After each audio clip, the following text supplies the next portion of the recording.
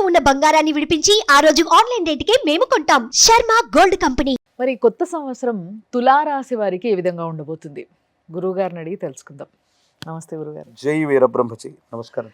మరి తులారాశిలో జన్మించిన వారికి లేకపోతే మీరు ఇందాక అన్నట్టుగా అంటే గురుగారు నాకు చెప్తూ ఉన్నారు ఏంటి అని అంటే, నేను అడిగాను అనమాట, ఏంటి గురువుగారు మామూలుగా మనకి సన్షైన్ అని ఒకటి, జోడియాక్ సైన్ అని ఒకటి, ఈ రెండు వేరువేరుగా ఉంటాయి. అంటే మనము పుట్టిన తేదీని సమయాన్ని బట్టి ఒకటి ఉంటుంది, అది జోడియాక్ సైన్. ఇప్పుడు మనకు అదొకటి ఉంటుంది.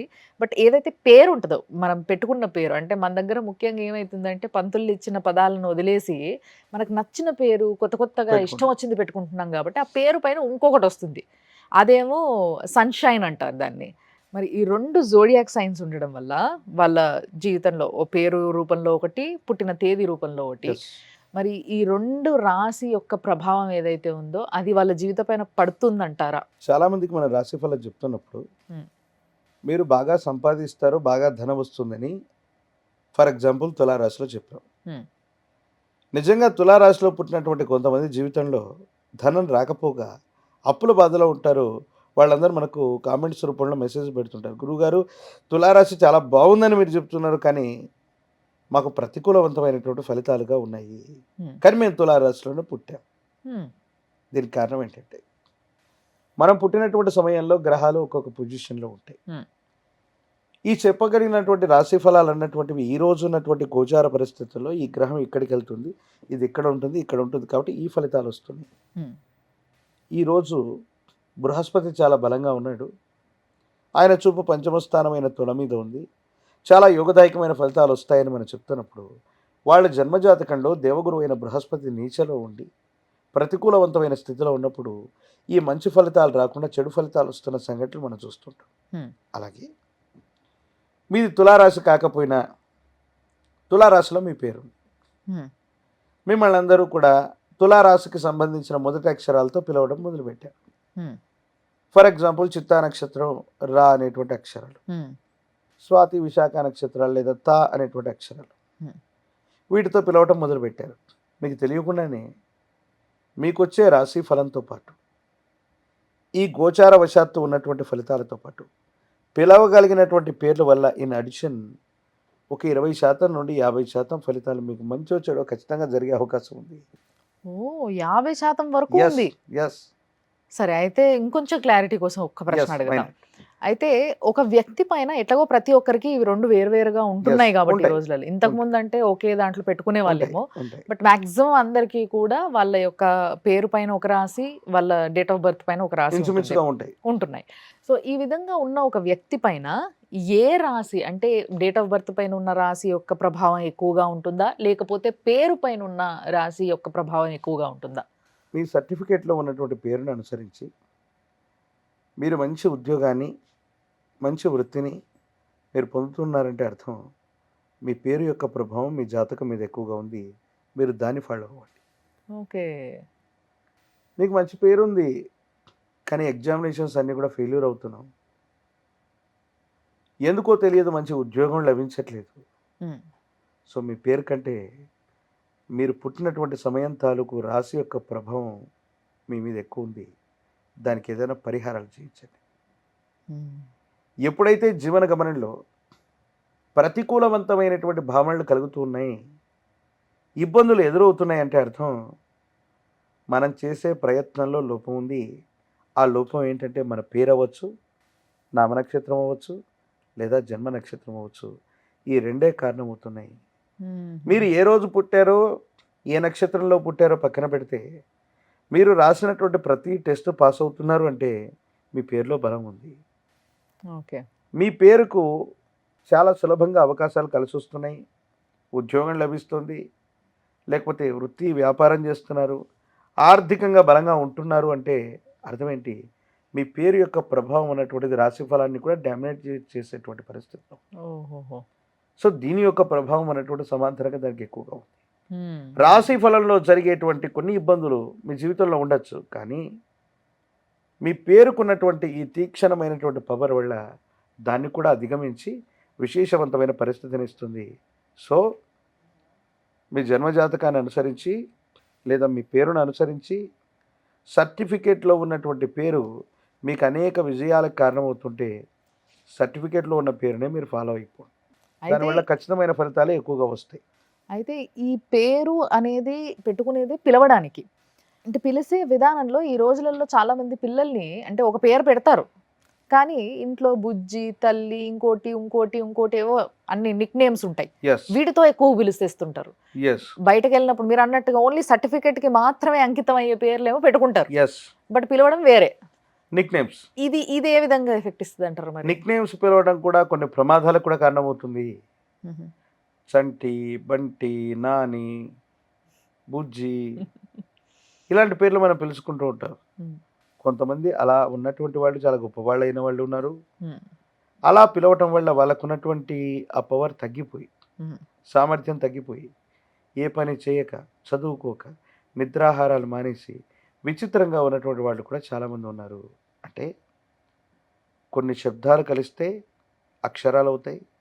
కొన్ని అక్షరాలు కలిస్తే పదాలు అవుతాయి. కొన్ని పదాలు కలిస్తే వాక్యాలు అవుతాయి. ఇది వ్యాకరణానికి సంబంధించింది. కొన్ని శబ్దాల యొక్క పరంపరే మన యొక్క పేరు. దాంట్లో నెగెటివ్, పాజిటివ్స్ ఉంటాయి. పాజిటివ్ ఉన్నటువంటి సౌండ్స్ కొన్ని ఉంటాయి. నెగెటివ్ ఉన్నటువంటి సౌండ్స్ కొన్ని ఉంటాయి. నెగెటివ్ సౌండ్స్ కనుక ఉన్నట్టయితే మన జాతకం ఎంత గొప్పగా ఉన్నా, ఎన్ని సానుకూలవంతమైన పరిస్థితులు ఉన్నా అక్కడి దాకా వెళతాం. దాన్ని అందుకోలేక మళ్ళీ వెనక్కి వస్తాం. హ్మ్. కాబట్టి జీవితంలో మంచి పేరును పెట్టుకోవడం కూడా చాలా అవసరం.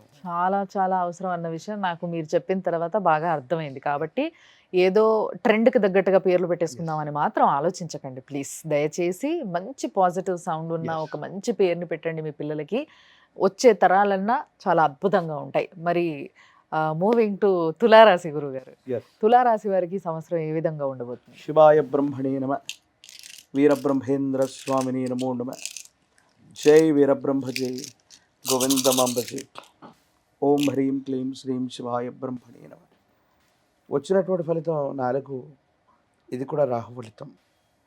కానీ తులారాశి వారికి ఎందుకో తెలియదు, అదృష్టం పట్టినట్టుగా గడిచిన కొన్ని మాసాలు, సంవత్సరాలుగా విచిత్రవంతమైనటువంటి సందర్భంలో అనుకూలవంతమైన ఫలితాలు పొందుతున్నారు. ఆ పరంపర ఇంకా కొనసాగబోతుంది. బృహస్పతి యొక్క బలం కూడా మీకు యాడ్ అవ్వబోతుంది. రాహు సంబంధమైనటువంటి స్థితులు కూడా సానుకూలవంతం అవుతాయి. యోగదాయకమైనటువంటి ఫలితాలకి కారణమయ్యేటువంటి అవకాశం ఉంది. వృత్తి, ఉద్యోగం బాగుంటుంది. కుటుంబపరమైన అంశాలు అనుకూలంగా ఉన్నాయి. సంతానపరమైనటువంటి స్థితిగతులు కూడా సానుకూలవంతమైనటువంటి పరిస్థితులకి కారణమవుతూ ఉంటాయి.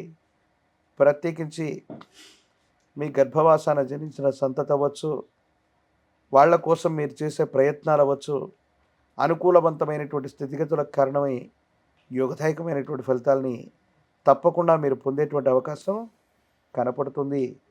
ఆరోగ్యపరమైనటువంటి అంశాలు, దూర ప్రాంత ప్రయాణాల విషయంలో జాగ్రత్త. కొన్ని ముఖ్యమైనటువంటి వస్తువుల్ని, సెంటిమెంట్ వస్తువుల్ని కోల్పోవటం, ప్రయాణంలో ఏవైనా ఆరోగ్యపరమైనటువంటి అంశాల్లో ఇబ్బందులు దాపురించటం, ఇవి కొంచెం మిమ్మల్ని ఇబ్బంది పెట్టినప్పటికీ మిగతా విషయాలన్నీ కూడా చాలా అనుకూలంగా ఉన్నాయి. యోగదాయకమైన ఫలితాలని తులారాశి వారు ఈ సంవత్సరం కూడా పొందబోతున్నారు. మరి పిల్లల విషయంలో, ఎగ్జామ్స్ రాయబోతున్న పిల్లల విషయంలో ఏ విధంగా ఉండబోతుంది? పరీక్షలు రాస్తున్నటువంటి విద్యార్థులకి చక్కని ఏకాగ్రత కుదురుతుంది. ప్రథమ శ్రేణిలో ఉత్తీర్ణులవుతారు. ఉద్యోగ ప్రయత్నం చేస్తున్నటువంటి వాళ్ళు, పోటీ పరీక్షల్లో ఉన్న వాళ్ళకి తప్పనిసరిగా ద్వితీయార్థంలో ఉద్యోగం లభించేటువంటి అవకాశాలు కూడా ఉన్నాయి. విదేశీ విద్య, దూర ప్రాంత ప్రయాణం ఇలాంటి ప్రయత్నాలు చేస్తున్న విద్యార్థులకి వీసాలు లభిస్తాయి, అనుమతులు లభిస్తాయి. దూర ప్రాంత ప్రయాణానికి ఉన్నటువంటి చిక్కులు, ప్రతిబంధకాలు కూడా తొలగిపోతాయి. పరిస్థితులన్నీ కూడా అనుకూలించేటువంటి సమయంగా దీన్ని మనం భావన చేయొచ్చు. మరి స్త్రీలు ఆరోగ్యపరమైన అంశాల పట్ల మాత్రం జాగ్రత్త. భార్యాభర్తల మధ్య కొన్ని విషయాల్లో అభిప్రాయ భేదాలు పొడచూపెట్టేటువంటి అవకాశం ఉంది. ఎందుకంటే ఇది శుక్రుడి నియంత్రణలో ఉన్నటువంటి రాశి. గురు సంబంధమైనటువంటి వీక్షణ, మరో గ్రహానికి సంబంధించిన స్థితిగతి, భార్యాభర్తల మధ్య బంధానికి సంబంధించిన విషయంలో మాత్రం కొన్ని ఇబ్బందులు, అపోహల, అపార్థాలు, మూడో వ్యక్తి వల్ల, కుటుంబంలో భాగస్వామ్యుల వల్ల ఇబ్బందులు ఎదుర్కొంటారు. భార్యాభర్తల మధ్య కొన్ని చిన్న చిన్న ఇబ్బందులకి, అపోహలకి, అపార్థాలకి కారణమైనటువంటి సంఘటనలు కొన్ని జరిగే అవకాశం ఉంది. కాబట్టి ప్రతి విషయాన్ని కూడా రాజీ మార్గంలో మాట్లాడుకోవటం అనుకూలవంతమైనటువంటి స్థితిగతులకు కారణమవుతుంది. విరామము, విశ్రాంతి లేకుండా ప్రయాణం చేయటం లేదా పని చేయటం వల్ల శరీరం అలసిపోవటం, ఆరోగ్యపరమైనటువంటి అంశాలని మీరు సరిగ్గా పట్టించుకోకపోవటం వల్ల ఉన్న ఫలంగా విశ్రాంతి తీసుకోవాల్సిన పరిస్థితులు వస్తూ ఉంటాయి. కాబట్టి ఆరోగ్యపరమైన అంశాలు, వ్యక్తిగతమైనటువంటి జీవితం, ఈ రెండింటి పట్ల జాగ్రత్తగా ఉండటం చెప్పదగిన సూచన. మరి ఉద్యోగులకి ఏ విధంగా ఉండబోతుంది గురుగారు? ఉద్యోగ సంబంధమైనటువంటి విషయాల్లోని ఉద్యోగులకి అనుకూలంగా ఉంది. ప్రమోషన్స్ లభిస్తాయి, ఇంక్రిమెంట్లు లభిస్తాయి.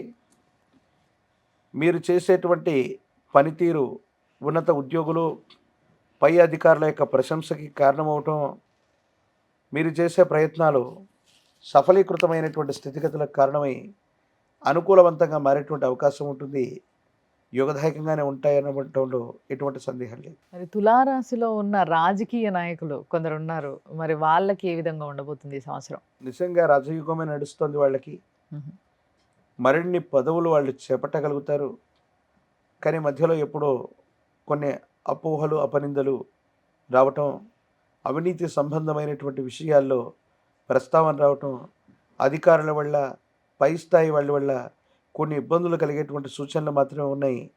ఈ విషయంలో జాగ్రత్తగా తీసుకోగలిగితే మాత్రం రాజకీయ రంగాలు, మీడియా, సినిమా రంగాలకు సంబంధించినటువంటి వాళ్ళ యొక్క జీవన గమనంలో అన్నీ కూడా అనుకూలవంతమైనటువంటి పరిస్థితులు ఉండబోతున్నాయి. కొన్ని విషయాల్లో గతంలో ఎప్పుడో చేసిన పొరపాట్లని ఇప్పుడు మళ్ళీ సవరించుకోవాల్సినటువంటి పరిస్థితి ఏర్పడుతుంది తప్ప మిగతావన్నీ కూడా సానుకూలంగా ఉంటాయనటంలో ఎటువంటి సందేహం లేదు. ఎంతో అద్భుతంగా ఉన్నప్పటికీ వీళ్ళకి బయటికి వెళ్ళినప్పుడు జాగ్రత్త అని మీరు హెచ్చరించారు Yes. ఇందాక. Yes. కాబట్టి దాంట్లో భాగంగా ఒకవేళ వీళ్ళు బయట ప్రయాణాలు, ఎవరైనా ప్రయాణం చేస్తుంటారు. తప్పనిసరి, సంవత్సరం అంతా అయితే ఇంట్లో కూర్చోలేం. మరి ప్రయాణాలు చేసేటప్పుడు కొంచెం అనుకూలంగా ఉండేలాగా, అంటే వాళ్ళు క్షేమంగా ఇంటికి తిరిగి వచ్చేలాగా ఏదైనా మంచి పూజ కానీ Yes. లేకపోతే ఏదైనా శక్తిని మనం పొందడం ఎలా? తులారాశికి ఇంద్రాణి అమ్మవారు అదృష్ట దేవతా స్వరూపం. ఈవిడ్ని అదృష్ట లక్ష్మిగా చెప్తూ ఉంటారు. ఇంద్రుడి యొక్క రాణి ఇంద్రాణి, ఈవిడ్ని ఇంద్రాణి. సచీదేవిగా మనం పిలుస్తాం. ఉమ్, సచీదేవి అమ్మవారిని లేదా ఇంద్రాణి అమ్మవారిని పూజించిన అదృష్ట లక్ష్మిగా చెప్పబడ్డటువంటి తెల్లని ఏనుగు మీద అమ్మవారు కూర్చొని ఉంటారు. ఆ చిత్రపటాన్ని తీసుకొచ్చి ఇంటి యొక్క సింహద్వారం లోపల తూర్పు ముఖంగా ఉంచిన ఈ అమ్మవారిని పూజిస్తూ ఉన్న ఇంద్రాణి రక్షణ మెడలో ధరింపజేసుకున్న, ఇంద్రాణి యంత్రాన్ని ధరింపజేసుకున్న చాలా అనుకూలవంతమైన ఫలితాలు వస్తాయి. ఉమ్, సప్తమాత్రిక దేవతా స్వరూపాలు చాముండి, ప్రత్యేకించి ఇటువంటి బ్రాహ్మి, వారాహి లేదా ఇంద్రాణి, ఇటువంటి అమ్మవారి యొక్క దేవతా స్వరూపాన్ని ఆరాధన చేస్తున్నా, లేదా మీ గ్రామంలో ఎక్కడైనా సరే గ్రామ దేవతా స్వరూపమైన అమ్మవార్లు ఉంటారు. ఆ అమ్మవార్లకు చేసే పూజాది క్రతువు అత్యంత అనుకూలవంతమైనటువంటి పరిస్థితులకు కారణమవుతుంది. 108 నిమ్మఫలాల మాలని అమ్మవారికి అందజేయటం, పాల పొంగలను అమ్మవారికి నివేదించటం వల్ల ఎన్నో కష్టాలు మటుమాయమైపోతాయి.